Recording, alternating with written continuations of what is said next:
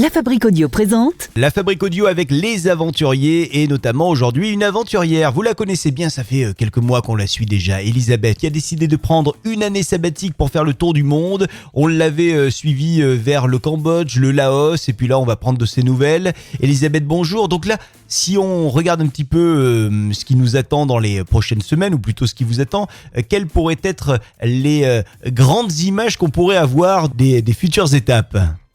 Alors, bon, c'est vrai que je suis plus attirée par les endroits naturels. Ouais. Là, la prochaine étape, ce que j'attends de voir, c'est les temples d'Angkor. Mm.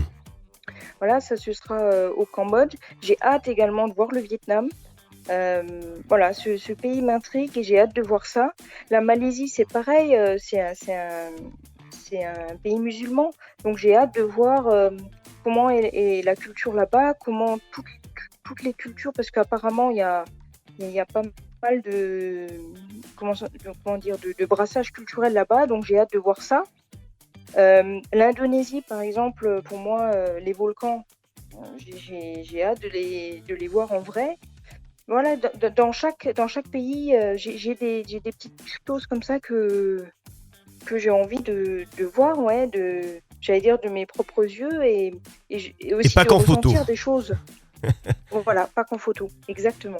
Elisabeth, quel conseil vous donneriez à celles et ceux qui aimeraient prendre la route du Laos ou pourquoi pas prendre la route tout simplement d'un tour du monde ? Qu'est-ce que vous recommanderiez à ces personnes-là avant de partir ?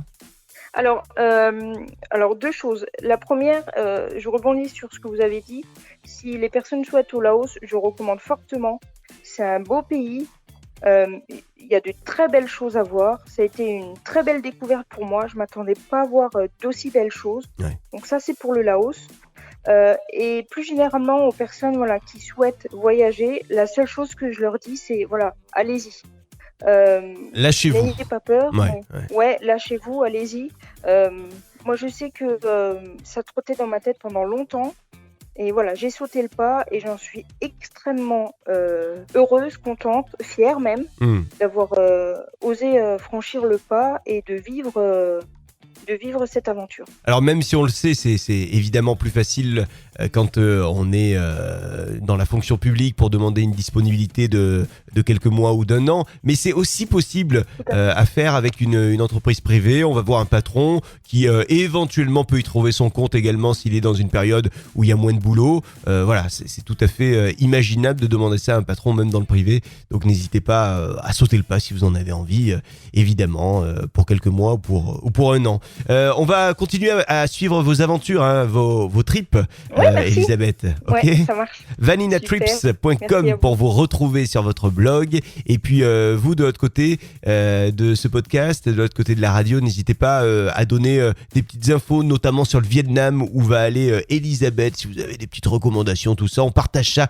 notamment sur les réseaux sociaux, mais aussi sur les plateformes de podcast sur lesquelles vous pouvez échanger, notamment sur iTunes, Spotify aussi, Deezer.